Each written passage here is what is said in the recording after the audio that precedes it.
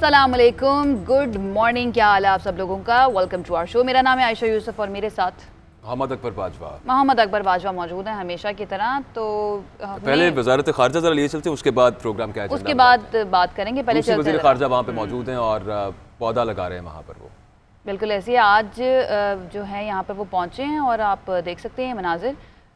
9 साल के बाद इनकी आमद हुई है पाकिस्तान सरगेई लारोफ की। और अकबर, जब भी कोई अहम शख्सियत पाकिस्तान आती है तो बड़ा अच्छा जेस्चर दुनिया में भी जाता है और पाकिस्तान के लोगों के लिए भी बड़ा ज़रूरी है कि जो ग्रीन पाकिस्तान की मुहिम है उसमें हिस्सा ज़रूर डलवाया जाता है, पौधा लगवाया जाता है और ये बताया जाता है कि हमारी प्रायोरिटीज़ जो हैं वो क्या हैं।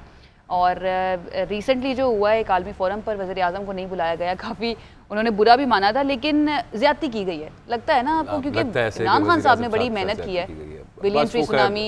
एब्सोल्युटली, लेकिन वो जो दुश्मन ममालिक है शायद उनकी लॉबी से ये सब कुछ हुआ है। दुश्मन जो है ना, ये बहुत ज़बरदस्त मीटिंग है। ये जो सरगेई लारोफ यहाँ पर मौजूद हैं, रूसी वज़ीर खारजा, तो रूस आपको पता ही है कि एक दफ़ा फिर अब वो इतना उभर कर सामने आ रहा है कि अमेरिका को एक दफ़ा फिर टक्कर दे रहा है। और चीन और रूस अगर ये दोनों मिल जाएं तो ये दोबारा एक बाइपोलर बल्कि ट्राइपोलर मल्टीपोलर सिचुएशन में पाकिस्तान की इंपॉर्टेंस बहुत बढ़ जाती है, क्योंकि अमेरिका भी एक तरफ से कोशिश कर रहा है पाकिस्तान को अपनी तरफ करने की। चाइना के साथ तो हमारी वैसे ही बहुत अच्छी दोस्ती है। दूसरा जो रशिया है उस की भी अहमियत इसलिए बढ़ जाती है कि अफगानिस्तान में जो इस वक्त मुज़ाकरात चल रहे हैं उनके लिए भी बड़ा ज़बरदस्त वो काम कर सकता है और पाकिस्तान को उम्मीद है। इसके साथ साथ रूस और भारत के जो ताल्लुकात हैं, कल भी इस पर बात हो रही थी कि बहुत अच्छे हैं और भारत का जो इस वक्त मनफी किरदार है अफगानिस्तान में, उस सिलसिले में भी पाकिस्तान उनसे बात कर सकता है। पाकिस्तान ने एक अरसे तक सिर्फ अमेरिका के साथ ताल्लुकात रखे और लेकिन अब बेहतरीन चीज़ ये है कि पाकिस्तान तकरीबन नॉन अलाइनमेंट की पॉलिसी पे है। चीन के साथ भी अच्छे ताल्लुक हैं, अमेरिका के साथ भी ताल्लुक ठीक हैं और इंडिया से भी ताल्लुक हम ठीक करना चाह रहे हैं,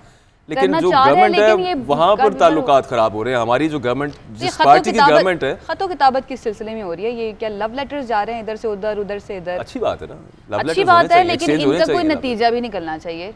चलिए, टाइम लगता है, बहुत हो गया, बहुत हो गया, बस लड़ाई झगड़ा थोड़ा सा सब्र, थोड़ा सा खत्म करें, ऐसा निकल आएगा। मेरे ना रिश्तेदार हैं तो मैं कहती हूँ आराम से बंदा जा सके वहाँ पे। रिश्तेदार है मेरे इंडिया में रिश्तेदार हैं काफी, इसलिए अच्छा चले आज के टॉपिक्स की जानिब आ जाते हैं, बाद में मैं आपको बताऊंगी कि कौन कौन। नहीं, मैं तो इसी तरफ इशारा कर रहा था कि वहाँ पे लड़ाइयाँ चल रही हैं और दोस्तियाँ हो रही हैं, तो जो गवर्नमेंट जिस पार्टी की है उसमें जो लड़ाइयाँ चल रही हैं वहाँ पर भी कुछ दोस्तियाँ हो जानी चाहिए, हो जानी चाहिए। लेकिन जो दोस्त थे उनको तो नाराज कर दिया ना। वो मैं एक मरतबा फिर से कहूँगी, एक जरा सी बात पे बरसों के याराने गए। कितनी पक्की दोस्त, कितना पक्का दोस्ताना था और अब खबरें अजीबो गरीब सी आ रही हैं। अकबर, क्या चीनी इतनी महंगी होगी, चीनी स्कैंडल की रिपोर्ट आई, उसमें अरबों रुपए पता चला कि आवाम को चूना लग गया और आप कह रही हैं कि जरा सी बात पे यार आने चलेगा। चलें, जरा सी बात नहीं थी, थोड़ी बड़ी बात थी, लेकिन वैसे बहरहाल उनके साथ ज्यादती हुई है। जहांगीर तरीन साहब की हम बात कर रहे हैं, तहरीक इंसाफ में जो धड़ेबंदी है उसकी बात करेंगे। उसके अलावा आज कुछ कोरोना की भी हमने दोबारा बात करनी है। कोरोना SOPs पर अमल दरामद के लिए पुलिस क्या कर रही है, क्या प्लान ऑफ एक्शन है, इस पर हमें बात करनी है। इसके साथ साथ आज तीसरा वनडे भी खेला जाना है जनूबी अफ्रीका के साथ पाकिस्तान का, उसमें भी कुछ तब्दीलियां हुई हैं। साउथ अफ्रीका की टीम में भी और पाकिस्तान की टीम में तब्दीलियां हुई हैं। वैसे कोई साउथ अफ्रीका के तो 5 प्लेयर्स चले गए हैं और वो मेन प्लेयर्स वो IPL खेलने चले गए हैं। खैर, इस पे बात करेंगे। और पाकिस्तान की आज टीम कैसी होनी चाहिए, हमारे साथ साबिक टेस्ट क्रिकेटर सलमान भट्ट साहब मौजूद होंगे, उनसे पूछेंगे इसके बारे में। और एक कराटी गर्ल के साथ भी हमने मिलवाना है। टैलेंट जो है, हमारी कोशिश होती है कोई ना कोई रोजाना इंट्रोड्यूस करवाएं, हाईलाइट करें ज़रा, ताकि उनको भी मजीद प्लेटफॉर्म्स मिले अपनी पहचान बनाने के लिए। उनसे भी आपकी मुलाकात करवाएंगे। आगाज़ कर देते हैं अपने पहले टॉपिक से, और वो ये है कि तहरीक इंसाफ में धड़ेबंदी की खबरों ने एक मरतबा फिर से जोर पकड़ लिया। इससे पहले कि मैं आगे बढ़ूं, कल मैंने खबर सुनी कि जहांगीर तरीन साहब और कुछ लोग पीपल्स पार्टी में शामिल हो रहे हैं। अखबर, नहीं, वो सिर्फ अफवाह चल रही है। देखिए, आज उसकी खुद उन्होंने तरदीद कर दी। आप ये देखिए ना कि उन्होंने कहा मैं 10 साल से जो है ना ऐसे ही नहीं आती हैं। वो डराने के लिए ना, कि अगर ये हुआ तो फिर मैं वहाँ पे भी चला जाऊंगा और फिर मैं और बहुत सारे लोग वहाँ पे ले जाऊंगा, शायद इस तरह से हो। ये और भी बड़े शिकवे किए वैसे जूनियर सा तज्जियाकार हो, मुझे क्या पता है इस बारे में, आप बताएं। चले, हम एक दूसरे के लिए बड़े तज्जियाकार हैं, अपने अपने तज्जिए एक दूसरे को पेश करते हैं। बहरहाल जहांगीर तरीन साहब जो है उनके खिलाफ FIA की कार्रवाइयों ने तहरीक इंसाफ कि जहांगीर तरीन ग्रुप को नाराज कर दिया। बाकायदा ग्रुप है और बड़ी तादाद में अरकान असेंबली भी उनके साथ मौजूद हैं। आज सुबह की बात है जी कि जहांगीर तरीन शुगर मिल्स की जाली अकाउंट्स केस में बैंकिंग कोर्ट में पेश हुए। उनके हमरा उनके साहबजादे अली तरीन जो थे वो भी थे, लेकिन वहाँ पर आने से पहले, अदालत आने से पहले उनके घर पे एक बहुत बड़ी बैठक लगी है जिसमें तहरीक इंसाफ के अरकान असेंबली शरीक हुए हैं। उनके नाम क्या है? वैसे खास तौर पे उनमें नाम तो हम बताते हैं, लेकिन जैसे MNA गुलाम बीबी भरवाना है, गुलाम अहमद लाली हैं, राजा रियाज हैं, और फिर सूबाई वजीर नुमान रगलियाल है, वजीर खुराक हैं, और MPA जवार वड़ैच हैं, नज़ीर बलोच हैं, असलम भरवाना है, ताहिर रंधावा है। ये तकरीबन तमाम वो लोग हैं जिनका ताल्लुक किसी ना किसी तरह से ना साउथ पंजाब से और वहाँ से करीब से जहांगीर तरीन साहब के जहाँ पर फार्म्स हैं और सारा बिजनेस है। इनको लाने वाले गिरने वाले भी जहांगीर तरीन साहब, या दोस्ती कह लेते हैं अगर बेहतर अल्फाज इस्तेमाल करने हैं, तो इनको पाकिस्तान तहरीक इंसाफ की तरफ लाने वाले इमरान खान साहब की गवर्नमेंट बनाने में कहते हैं कि बहुत इसमें तो कोई शक नहीं है। वो आपको याद होगा वो तैयारे भर भर के लाने की पिक्चर्स, बिल्कुल, और जहांगीर तरीन साहब ने जितना पंजाब गवर्नमेंट ना बनती अगर जहांगीर तरीन साहब ना होते, ऐसा ही है। मैं तो इस चीज़ को मानता हूँ। अच्छा, भारत मीडिया से उन्होंने गुफ्तगू की है, मीडिया से जहांगीर तरीन साहब ने, और काफ़ी वो नाराज़ दिखाई दिए, काफ़ी वो ना शिकवे भी कर रहे थे, और ये कह रहे थे कि मेरी वफादारी का इम्तहान लिया जा रहा है, तहरीक इंसाफ से इंसाफ मांगता हूँ और उनके खिलाफ इंतकामी कार्रवाइयाँ हो रही हैं। इंतकाम कौन ले रहा होगा? वैसे एक दफ़ा सुनवा देते हैं वो क्या क्या रहे थे, फिर उसके बाद चले सुन लेते हैं, उसके बाद दोबारा बात करेंगे इसमें। एक नहीं, दो नहीं, इन लोगों ने 3 FIR किए हैं, एक नहीं, दो नहीं, 3। और मेरा सवाल वही है जो पहले दिन सवाल था मेरा, कि आखिर सारी पाकिस्तान की शुगर मिलें जो 80 हैं, ज़्यादा हैं, उनमें से इनको सिर्फ जहांगीर तरीन याद आया और अभी तक याद है। गंद उछालने से, डिफेम करने से, ब्रेकिंग न्यूज़ चलाने से किसी के ऊपर कोई फ़र्क नहीं पड़ता, कि आप सिर्फ अपने आप को खुश कर रहे हैं। कि आखिर ये इंतकामी कार्रवाई क्यों हो रही है, इसकी वजह क्या है? 1 साल से मेरे ऊपर ये शुगर इंक्वायरी कमीशन के बाद से ये चीज़ें चल रही हैं। 1 साल से मैं चुप करके बैठा हूँ। मेरी वफादारी का कोई और सबूत किसको चाहिए? तो मेरी वफादारी का इम्तिहान लिया जा रहा है, ये क्या हो रहा है? हम तहरीक इंसाफ से इंसाफ मांग रहे हैं, तहरीक इंसाफ से हम इंसाफ मांग रहे हैं। और मैं तो एक और बात भी कहूँगा, मैं तो दोस्त था, मुझे दुश्मनी की तरफ क्यों धकेल रहे हो? मैं तो दोस्त था भाई, दोस्त ही रखो। पाकिस्तान तहरीक इंसाफ को भी कोई ज़्यादा फ़ायदा नहीं पहुंचेगा मुझे ये इस तरह से अलग करने से। राहें जुदा नहीं हुई हैं। मैं तहरीक इंसाफ के लिए खून पसीना एक किया 10 साल। आपका क्या ख्याल है कि मैं किसी से अलग हो सकता हूँ? बिल्कुल नहीं। पाकिस्तान तहरीक इंसाफ मैं शामिल हूँ और इंशाअल्लाह ताला शामिल रहूँगा। मेरे सारे साथी मेरे साथ हैं और इंशाअल्लाह ताला देखेंगे कि आवाज़ इंसाफ के लिए बढ़ती जाएगी, कम नहीं होगी। जरदारी साहब से मुलाकात की बातें हो रही हैं, मुलाकात करने जा रहे हैं? नहीं, ऐसी कोई बात नहीं है, बिल्कुल नहीं जा रहा। राजा रियाज साहब ऐसे साथ उनके खड़े थे, उन्होंने भी कुछ फरमाया। उन्होंने बड़ी बात किया, वो कह रहे हैं कि जो एतमाद का वोट वज़ीर आज़म इमरान खान ने रिसेंटली लिया, उसमें भी जहांगीर तरीन साहब का हाथ है, और अगर जहांगीर तरीन नहीं होते तो पंजाब की हुकूमत नहीं बन सकती। ये तो मैं भी मानता हूँ वैसे, लेकिन इंतकामी कार्रवाइयाँ, अच्छा उन्होंने भी कहा कि इंतकामी कार्रवाइयाँ करने वालों के खिलाफ एक्शन होना चाहिए। ये कौन है जो इंतकामी कार्रवाइयाँ कर रहा है? तहरीक इंसाफ को इससे नुकसान पहुंच रहा है, आपको भी लगता है ऐसा कि पहुंच रहा है नुकसान? एब्सोल्युटली नुकसान पहुंच रहा है। इमरान खान साहब ने पहले भी लड़ाई खत्म करवाई थी, पहले तो शाह महमूद कुरैशी साहब के साथ थी, और आजम खान जो थे, जो इनके प्रिंसिपल सेक्रेटरी थे, उनका तो नाम जहांगीर तरीन साहब खुद भी ले चुके हैं। एनीवेज, राजा रियाज की भी जरा गुफ्तगू सुन लें। अभी जो खान साहब ने एतमाद का वोट लिया है, वो एतमाद का वोट लेने में सबसे बड़ा किरदार जहांगीर खान तरीन का था। अगर ये अपना मुस्बत किरदार अदा ना करते तो शायद वो एतमाद का वोट ना ले सकते। जिस तरह आप जानते हैं कि पहले पंजाब की हुकूमत जहांगीर तरीन साहब ने बनाई, उसके बाद वफाक की हुकूमत जहांगीर तरीन साहब की मेहनत से बनी, और आज खान साहब के इर्द गिर्द जो लोग जहांगीर तरीन साहब के खिलाफ साजिशें कर रहे हैं, ये इंतकामी कार्रवाइयाँ कर रहे हैं, हम ये सब जो यहाँ पे MP MNA वज़रा मौजूद हैं, हम ये समझते हैं कि ये सख्त ज़्यादती है और खान साहब को इस पे एक्शन लेना चाहिए। इमरान खान साहब को कहूँगा कि अपना एक बेहतरीन दोस्त, एक जानसार साथी, इसको खुदा के लिए इसको जो जुल्म और ज़्यादती हो रही है इसको बंद कराएं। आपके इर्द गिर्द जो लोग हैं वो तरीक़े इंसाफ को नुकसान पहुंचा रहे हैं, इससे तरीक़े इंसाफ को नुकसान पहुंच रहा है, जहांगीर तरीन को कोई नुकसान नहीं पहुंचना। हाय अकबर, दुख हो रहा है मुझे देख के वैसे, लेकिन मैं ना मुझे भी महसूस हो रहा है, हैरान हूँ। हाँ, क्यों? वो ये कह रहे हैं कि वज़ीर आज़म साहब अपने आप ऐसे ना करें, इससे आपको नुकसान पहुंचेगा, आपकी पार्टी को नुकसान पहुंचेगा, और वो दोस्त उनके बहुत अच्छे हैं, लेकिन राजा साहब किस तरह की वकालत कर रहे हैं कि वो बताना ये चाह रहे हैं कि वज़ीर आज़म पे किसी को एतमाद ना होता ज़्यादातर लोगों को, और वो शायद एतमाद का वोट ना ले सकते। कहना तो यही चाह रहे हैं वो, डेफिनेटली शिकवा ये कर रहे हैं, तो साथ साथ ये वो नहीं होता कि जब लड़ाई हो तो वो एहसान भी जताता है कि मैंने तुम्हारे लिए ये भी किया था, ये भी किया था। इसमें तो कोई शक नहीं है। वो तो जब हम देखते थे इमरान खान साहब को कोई मुसीबत मुश्किल आती थी तो जहांगीर तरीन साहब सबसे पहले नजर आए हैं। मतलब उन्होंने पैसा भी बहुत खर्चा है और उसके अलावा उन्होंने मतलब आप क्या कहना चाह रहे हैं, पैसा किस चीज़ में खर्चा है? दोस्ती पे खर्चा। चलें बहरहाल आगे बढ़ जाते हैं अपने इंतहाई अहम और हसास टॉपिक की जानिब, जिस पर बात किए बगैर हमारा शो मुकम्मल नहीं हो सकता, और वो ये है कि कोरोना जो है वो तीसरी लहर में आ चुका है और तीसरी लहर इंतहाई मोहलिक हो गई है। आज मुसलसल दूसरे रोज़ 100 से ज़ायद अफराद जो हैं वो कोरोना के हाथों मौत की वादी में पहुँच गए हैं, और गुज़श्ता 24 घंटों की बात की जाए तो 4004 मुस्बत केसेस रिपोर्ट हुए हैं। 4000 से ऊपर चला गया ये फिगर। अकबर, एक तो देखिए मस्बत केसेस की शरह जो है ना वो नीचे नहीं आ रही। अब SOPs पर अमल दरामद ना होने की वजह है कि कोरोना केसेस में मुसलसल इजाफा हो रहा है। अब शहरी जो हैं वो गैर जिम्मेदाराना तर्ज अमल पर इंतज़ामिया को सख्त इंतजाम अब लेना पड़ रहे हैं, इकदाम करना पड़ रहे हैं, लेकिन ये वैसे हटा देना चाहिए। अब वो जो रिंग टोन चल रही है कि पाकिस्तानियों ने हिफ्ज़ाने सेहत के अच्छे रवैयों को अपनाया, एग्जैक्टली कौन मास्क पहन रहा है, हमें तो कहीं पे नजर नहीं आ रहा। बहरहाल अब इस मास्क पहनाने के लिए ना वो नहीं होता कि डंडे के जोर पे मास्क पहनाने की तैयारी की जा रही है। बंदे पे बंदा चढ़ा होता है और 6 बजे से क्या हो जाएगा वहाँ पे, वो एक घमसान का रन पड़ा होता है। अच्छा, ये बात ना मुझे वैसे समझ नहीं आती कि जब आप वक्त ना थोड़ा कर देते हैं, 6 बजे मार्केट्स बंद हो जाएंगी तो लोगों की बड़ी तादाद हजूम की सूरत में बाहर निकल आती है कि 6 से पहले हम अपना सामान ले लें। तो मुझे लगता है कि वक्त को ज्यादा कर देना चाहिए ताकि लोग आराम से अपनी ईज के मुताबिक निकल के आ सकें। कुछ लोग ये भी करेंगे 24 घंटे कर दे और इनको फोर्स करेंगे 24 घंटे खुला रहे ताकि वो स्प्रेड हो जाए। वैसे मैं पॉसिबल नहीं है, मेरी राय में पॉसिबल नहीं है, लेकिन मुझे लगता है कि ये सही बात है। अगर ज्यादा टाइम के लिए अगर मार्केट्स ओपन होंगी तो लोग आराम से अपनी ईज के मुताबिक आएंगे, एक दूसरे के ऊपर चढ़ते हुए अंदर नहीं आएंगे। बहरहाल होना यही चाहिए, जबरदस्ती ही करनी पड़ेगी मेरे ख्याल से ना। बल्कि लाहौर पुलिस तो कर रही है, CCP लाहौर गुलाम महमूद डोगर साहब हमारे साथ हैं, उनसे इस बारे कुछ पूछ लेते हैं। बहुत शुक्रिया सर, आपने वक्त दिया GNN को।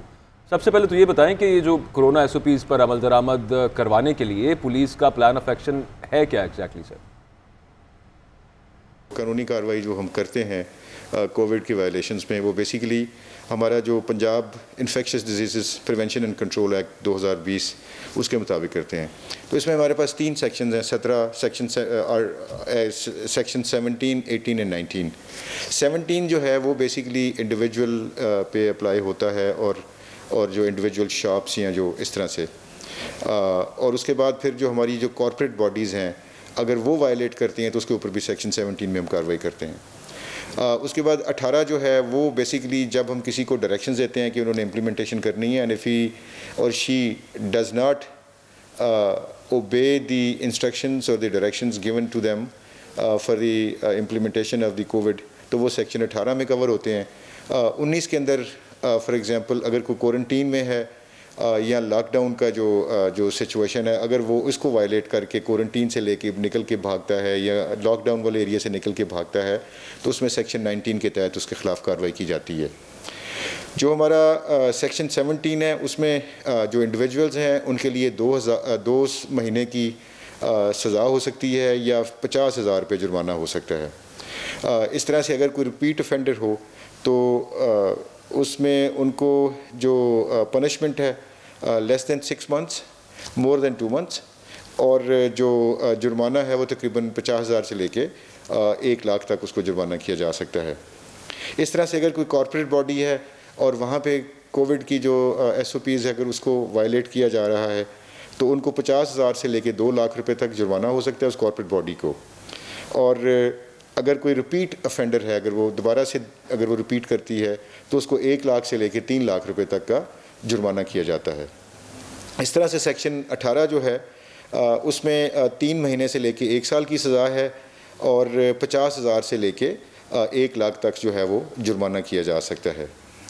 इस तरह से जो हमारे जो सेक्शन 19 जो आता है उसमें फ़ाइन 50,000 है और फर्स्ट ऑफेंडर को 6 महीने तक की सज़ा हो सकती है और रिपीट ऑफेंडर्स के लिए 18 महीने तक की सज़ा और 1 लाख तक का जुर्माना किया जा सकता है। बहुत शुक्रिया गुलाम महमूद डोगर साहब, CCPO लाहौर हमारे साथ मौजूद थे और पूरी डिटेल उन्होंने बता दिया है कि जो नहीं करेगा SOPs पर अमल दरामद, उसके साथ क्या क्या हो सकता है, कितनी कितनी देर की सज़ा हो सकती है। अगर आप बार बार करेंगे तो 1 साल तक के लिए भी आपको जेल जाना पड़ सकता है। इस तरह की डेटरेंस बहुत जरूरी है ताकि वैसे तो अफसोस की बात अच्छे रवैयों का किसी किस्म का मुजाहरा नहीं हो रहा। शायद इसी तरह से अकबर के आपको अपनी जान की हिफाजत के लिए इस तरह से ना लोगों को डरावे देने पड़ते हैं। ये मेरा ज़ाती ख्याल ये है कि पहले वाकई थोड़ी सी एहतियात पिछली दफा की थी, सबने की थी, बहुत डरे हुए थे लोगों को ना, शायद वो डर निकल गया है। लेकिन बहरहाल डरने की बात है, अभी भी ये उतना ही मुहलिक है और अभी भी उतना ही खतरनाक है। और ये जो तीसरी वेव आई हुई है इसमें ये ज्यादा खतरनाक इसलिए बच्चे इससे इन्फेक्ट हो रहे हैं, 75% ज्यादा तेजी से ये फैलता है, तो इससे तो ज्यादा डरने की हमें जरूरत है क्योंकि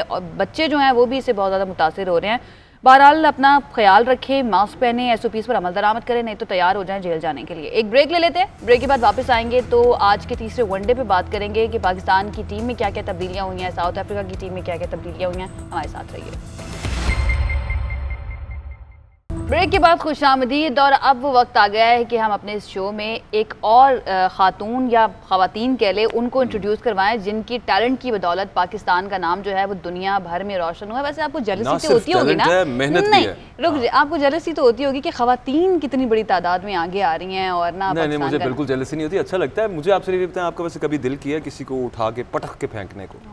रोजाना करता है, उसके बाद एक कराटी स्टाइल पूरा, मतलब अब दिल करता है लेकिन कभी किया नहीं है। अच्छा, किया, मौका नहीं मिला? नहीं, मौका नहीं मिला, लेकिन मैं वैसे इतनी तशद्दुद पसंद हूँ नहीं। नहीं, ये बड़ी ज़बरदस्त बात है। खैर, ये तो एक मजाक पे हम बात कर रहे थे, लेकिन तालीम का मैदान हो या फिर खेल का, पाकिस्तानी लड़कियाँ किसी से कम नहीं है। और पिछले बहुत से दिनों से ये तमाम ये प्राइड ऑफ पाकिस्तान है। मतलब ये पाकिस्तान की प्राइड है। ये तमाम लोग ये जो हैं हमारे साथ यंग एथलीट्स इसरा वसीम और कायनात आरिफ मौजूद हैं। 27 मार्च को जनाब वर्ल्ड जिu-जित्सु टूर्नामेंट हुआ था। अब ये क्या है जिu-जित्सु, ये हम इन्हीं से जानेंगे इसकी। लेकिन जूनियर कैटेगरी में गोल्ड मेडल इन्होंने जीता है और जो कि बड़ी बात है। बिल्कुल ऐसा ही है। हमारे साथ ये दोनों मौजूद हैं, इसरा और कायनात। बहुत शुक्रिया हमें ज्वाइन करने के लिए। सबसे पहले तो आप दोनों को बहुत बहुत मुबारकबाद, पूरे पाकिस्तान को मुबारकबाद कि आपने पाकिस्तान का नाम रोशन किया, अपनी फैमिली का नाम रोशन किया। सबसे पहले तो ये बताएं कि महसूस कैसा होता है इस तरह से जब आप पाकिस्तान के लिए कुछ करते हैं तो अपने टैलेंट की बदौलत? इसमें जो है हमने वर्ल्ड जिu-जित्सु रिसेंटली एक टूर्नामेंट में गोल्ड मेडल हासिल किया जो कि 7 मार्च को हुआ था और पाकिस्तान का नाम फ़ख्र से बुलंद किया। तो जाहिर सी बात है, जब हम पाकिस्तान की बात आती है तो वैसे ही जो है हम लोगों का सर फ़ख्र से बुलंद हो जाता है और उसके लिए हम जब गोल्ड मेडल लाते हैं तब तो बात ही अलग हो जाती है। तो हमें बहुत बहुत बहुत प्राउड फील हुआ था, ख़ास तौर पे जो है ना हमारे पेरेंट्स, हमारे टीचर्स को, जिन लोगों का इतना सपोर्ट था, उन लोगों की वजह से हम इस मकाम पे आए और हमने जो है गोल्ड मेडल हासिल किया। और जो है हम लोग मतलब कि ज़ाहिर है एक बहुत अपॉर्चुनिटी की बात होती है पाकिस्तान के लिए गोल्ड लाना, क्योंकि ये इसमें बहुत मेहनत लगती है, हमारी दिन और रात की मेहनत होती है, उसके साथ और भी हमारी एक्टिविटीज़ होती हैं, इन सबको लेकर चलना और सब कुछ करना। तो बहुत ही हमें खुशी हुई है पाकिस्तान के लिए गोल्ड लेकर आए हम। और हमारे साथ हमारे इस टूर्नामेंट से मुताल्लिक जरा बताएं कि ये टूर्नामेंट की तैयारी किस तरह से हुई, कितना वक्त लगा इसमें, और आप दोनों जो हैं एक साथ आपने इस टूर्नामेंट में पार्टिसिपेट किया था, तो आप का पेयर किस तरह से बना? टीचर से बनाया, आपने खुद से चूज किया? जबरदस्त बात आयशा ये कि साथ साथ पढ़ाई भी उनकी जारी है, पढ़ाई भी कर रही हैं और साथ जॉब भी कर रही हैं और फिर इसकी तैयारी भी की और फिर गोल्ड मेडल भी जीता। जी बिल्कुल, हम लोग ने ई tournament women's duo system junior category में पार्टिसिपेट किया। तो वो हम लोग ऑलरेडी अंडर ट्रेनिंग थे और हमारे मास्टर्स ने, हमारे टीचर ने ही हमारा पेयर बनवाया था।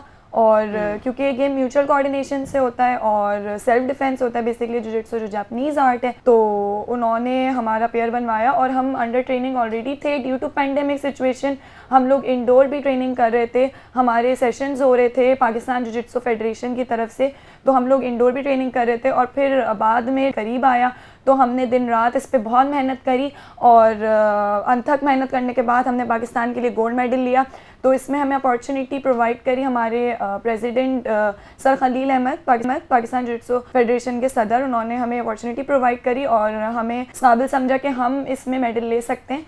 तो हमारी म्यूचुअल कोऑर्डिनेशन ये इस वक्त एक वीडियो आपकी वो देख भी रहे हैं, मतलब ये क्या होता है, लेकिन एग्जैक्टली थोड़ा सा जरा समझाएं ये किस तरह से डिफरेंट होता है मेरे ज़हन में तो जैकी चैन आ जाता है, सिर्फ कराटे की बात, कुंग फू डुअल की बात, कैटेगरी की बात हो रही, क्या एक दूसरे को उठा उठा के पटकना है या फिर सामने दूसरे खिलाड़ी होते हैं, वो भी दो ही होते हैं पेयर की सूरत में, उनके साथ जो है इसका मुकाबला होता है? ये होता किस तरह से है डुअल कैटेगरी में?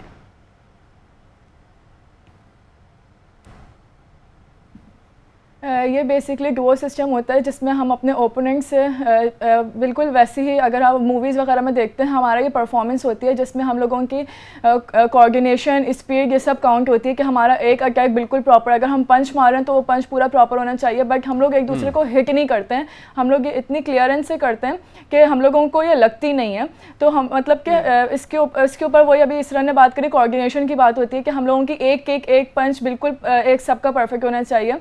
इससे ये हमारे जो ओपोनेंट हैं, इसी तरह जो है जुजित्सु के जो वो हैं, तो रेफरी वगैरह उन्होंने इसी बेसिस पे पॉइंट दिए हैं कि सब जिसकी कोऑर्डिनेशन, जिसकी एक्यूरेंसी सबसे ज़्यादा परफेक्ट थी, उसी से हम लोगों के ये रिजल्ट काउंट हुए हैं और उसमें पॉइंट्स होते हैं। अच्छा, ये सेल्फ डिफेंस होता है और फिर ये क्लोज कॉम्बैट है, जो जितनी मुझे समझ आई है, थोड़ा सा जरा इस पर एक्सप्लेन कर दो। और साथ सिर्फ बिल्कुल ठीक है, अच्छा साथ सिर्फ ये कि कभी दिल किया आपका, मतलब मैं अगर वैसे चैंपियन होता ना तो मैं ऐसे ही दिल करता कि यार इधर उधर मारते हुए पटकते हुए जाते लोगों को, जिस तरह से वो है ना कि मतलब आपने किसी का क्या कहते हैं उसे डक कर लिया, या आपने किसी का अटैक जो है उसे डाइवर्स कर दिया, तो इस तरह की चीज़ें, और वैसे ही हल्की फुल्की, तो इनसे पूछना चाह रहा था मैं, तशद्दुद करते रहते हैं माफ करें, लेकिन वैसे इनसे पूछना चाह रहा हूँ, कभी ये आप प्रैक्टिकल लाइफ में भी इसको यूज़ करने का मौका मिला या दिल किया है वैसे? जी, प्रैक्टिकल लाइफ में तो ऑब्वियसली आपको पता है स्ट्रीट वायलेंस होता है, और अक्सर हम जब बाहर निकलते हैं तो हम डिफरेंट एक्टिविटीज़ के लिए जाते हैं, तो आप डिफरेंट तरह के लोग टकराते हैं, तो उन कभी एक आध दफ़ा तो मौका मिला है, वो भी जब बिल्कुल ही आउट ऑफ कंट्रोल चीज़ें हो गई, तो जाहिर है फिर हमने नहीं छोड़ा उनको, फिर हमने वो उनको फिर मार के ही आखिर तक लेके गए उनको।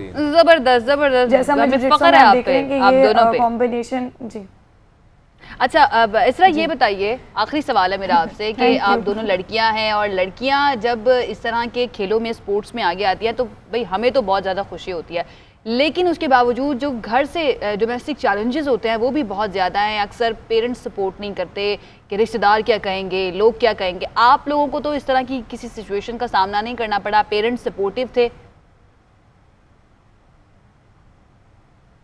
जी, हमारे पेरेंट्स माशाल्लाह बहुत सपोर्टिव हैं, और उनकी सपोर्ट की वजह से हमें स्ट्रेंथ, पोटेंशियल मिली, और क्या कहते हैं, आप जैसे देख रहे हैं कि इसमें हम लड़कों के साथ भी ट्रेनिंग करते हैं, तो हमने कोई इक्वालिटी एक मेंटेन रखी, और क्या कहते हैं एक जेंडर डिफरेंस नहीं लेकर आए हम, इसीलिए हम हेजिटेट नहीं हुए, हम फेयर हमारे अंदर नहीं आया। इंजरीज भी हुई, हमें चोटें लगी, लेकिन हमारे पेरेंट्स ने हमें हमेशा एक बात सिखाई कि मेहनत करते रहो, आगे अल्लाह इसका ज़रूर फल देगा, और हमने पाकिस्तान का आज परचम बुलंद किया।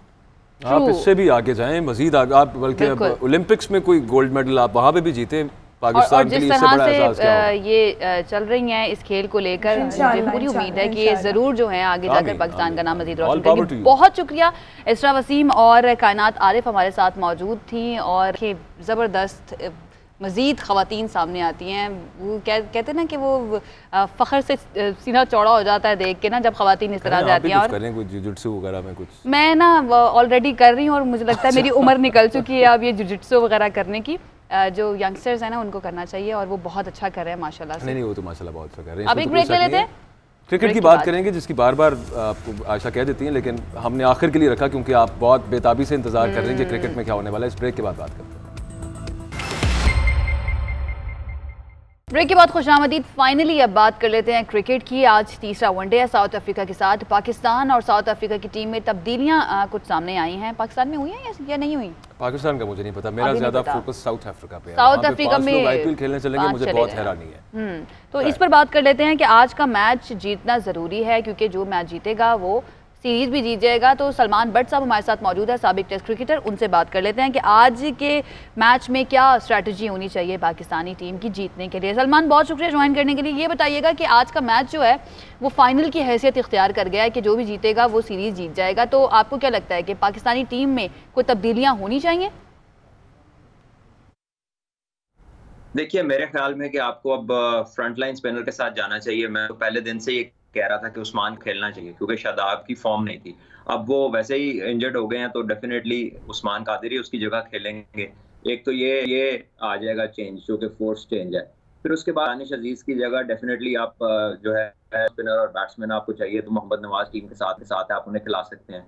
आसिफ अली की जगह सरफराज बैटिंग कर सकते हैं बिकॉज सरफराज ने लेटली उसमें अच्छी फॉर्म थी PSL में, और आसिफ अली को हमने देखा कि उनकी फॉर्म वैसी नहीं है जैसी उनसे एक्सपेक्ट की जा रही थी। ये अच्छी सजेशन है। मैं खुद वैसे ही सोच रहा था कि शुरू में 2 लेग स्पिनर्स भी होते तो बुरा नहीं था वहाँ पे। एनीवेज ये 5 प्लेयर्स जो चले गए IPL खेलने के लिए साउथ अफ्रीका के, इनके जाने के बाद क्योंकि सीनियर प्लेयर्स हैं और पीछे जो टीम है वो कोई इतनी तजर्बाकार नहीं है, तो आपके ख्याल में सलमान ईजी हो जाएगा पाकिस्तान के लिए मैच? देखिए आसान होगा लेकिन आसान लेना नहीं चाहिए क्योंकि पिछले कुछ अरसे में हमने देखा कि हमारी टीम जो है वो श्रीलंका की, जब टीम पाकिस्तान आई थी तो श्रीलंका की वो सेकंड स्ट्रिंग था, उससे भी हम लोग कुछ मैचेस जो जीते वो भी कंफर्टेबल नहीं थे और फिर कुछ मैचेस हारे भी। जिम्बाब्वे के खिलाफ भी एक मैच हारे, सीरीज तो खैर जीत गए थे, लेकिन क्योंकि ये फाइनल है इसे इजी नहीं लिया जा सकता, पर डेफिनेटली आसानी काफी होगी क्योंकि 3 बॉलर जो आउट कर रहे थे वो और 2 बैट्समैन जो रन कर रहे थे, 5 प्लेयर्स इन फॉर्म प्लेयर्स उनके बाहर निकले हैं, तो जो भी आएगा उनकी जगह उनके लिए खासा मुश्किल होगा पाकिस्तान टीम को रोकना। अच्छा सलमान, पिछले दोनों मैचेस जो हैं उसमें हमने देखा कि पेस बॉलर्स की जानिब से बहुत ज़्यादा रन्स दिए गए हैं, 1-2 अच्छी परफॉर्मेंसेस भी हमने देखी हैं। आप क्या समझते हैं ये पेस अटैक जो है इसको कहाँ पर रेट करेंगे आप? देखिए पेस अटैक हमारा अच्छा है, सबके सब बॉलर्स जो है 90 माइल्स प्लस है, लेकिन अभी उनका एक्सपीरियंस नहीं है, उम्रें बहुत छोटी हैं। आज ही दोनों 21 साल की हुए हैं, हसनैन और Shaheen Afridi, so happy birthday to them. बाकी ये है कि एक्सपीरियंस उनका बहुत कम है और हसन अली भी नहीं अभी तक मैच के लिए वो खासे एक्सपीरियंस है, वो होते तो और फर्क पड़ता। फहीम अशरफ आपने देखा वो और शाहीन अच्छी बॉलिंग कर रहे हैं, हसनैन और हारिस रऊफ ने भी बॉलिंग जो की है वो बुरी नहीं की। असल में साउथ अफ्रीका में हाई स्कोरिंग जोन है, वहाँ पे रन ज्यादा होते हैं, बड़े हिट ज्यादा लगते हैं, तो वहां पर अगर 50-60 रन 60-64 रन अगर एक फास्ट बॉलर देता है तो वो मेरा ख्याल बुरी परफॉर्मेंस। एक्सपीरियंस भी है और एज तो वाकई बहुत छोटी है, वो तो देख के भी नजर आता है शाहीन शाह को तो खास तौर पे। एनीवेज बाबर आजम बहुत ज़बरदस्त परफॉर्म कर रहे हैं लेकिन मिडिल ऑर्डर में वही परफॉर्म कर रहे हैं और कोई परफॉर्म नहीं कर रहा, तो ये मसला कहाँ पे आ रहा है आपके ख्याल में? सिलेक्शन है, कोचिंग है, ट्रेनिंग खराब है, टेक्निक ठीक नहीं है, क्या मामला ये? मसले कंबाइंड हैं। देखिए सिलेक्शन में अगर आप दानिश अजीज को भेज रहे हैं पाकिस्तान टीम में तो वो तो ऑलराउंडर है, हु कैन बैट, वो कोई बैट्समैन तो नहीं है प्योरली। और अगर आप 3 आउट पे साउथ अफ्रीका की बॉलिंग के आगे जो कि टॉप क्लास फास्ट बॉलिंग है उनके आगे आप उसकी बैटिंग आ रही है और उसके पीछे आसिफ अली जो कि 3 साल से पाकिस्तान के लिए खेल रहे हैं वो उससे पीछे बैटिंग करा रहे हैं, तो ये तो भेजने वाले की गलती है। इसमें कोच को सोचना चाहिए कि मैं क्या कर रहा हूँ, और सिलेक्टर्स जिन्होंने पिक किया उसको वनडे क्रिकेट के लिए कि आपको पता नहीं है कि वर्ल्ड चैंपियनशिप के पॉइंट्स हैं। अगर हफीज वहां पर गए हुए हैं, फारिग हैं, वो अच्छी फॉर्म में है, तो आप क्यों नहीं उन्हें पिक करके वनडे क्रिकेट खिलाते? अच्छा सलमान, लास्ट मैच में जो फखर जमान की इनिंग्स थी उसके बारे में जाते जाते कोई कमेंट आपका? जितनी तारीफ की जाए उस इनिंग्स की कम थी। सिंगल हैंडेडली वो 191 रन किए और पाकिस्तान को तकरीबन जीत के करीब ले गए।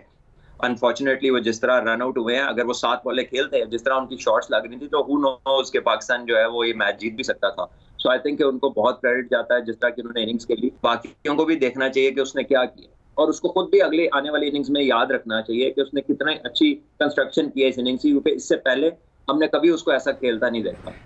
नहीं, इसमें तो कोई शक नहीं है, बहुत ज़बरदस्त इनिंग्स खेली और बस वो एक रनआउट वाला जो मामला हो गया, चले खैर अब वो अब उतनी जज्बातियत नहीं रही, लेकिन फिर भी उसके बावजूद बहुत अच्छा आज कैसा परफॉर्म कर हारे भी थे तो बड़ा अच्छा खेल कर हारे थे, ये बड़ी इंपॉर्टेंट बात है। बहुत शुक्रिया सलमान भट्ट हमारे साथ मौजूद थे। आज के मैच के लिए पाकिस्तानी टीम के साथ बहुत सारी दुआएं हैं, अल्लाह करे कि वो जीतें, अच्छा परफॉर्म करें और ये सीरीज भी जीते। अच्छा मुझे टाइम कंफर्म 1 बजे है, तो 1 बजे फिर मैच देखेंगे, कल फिर इस पर बात करेंगे क्योंकि वक्त खत्म हो गया है। कल 1 मिनट फिर से हाजिर होंगे कुछ नए टॉपिक्स के साथ, तब तक के लिए अपना ख्याल रखिए, अल्लाह हाफिज़।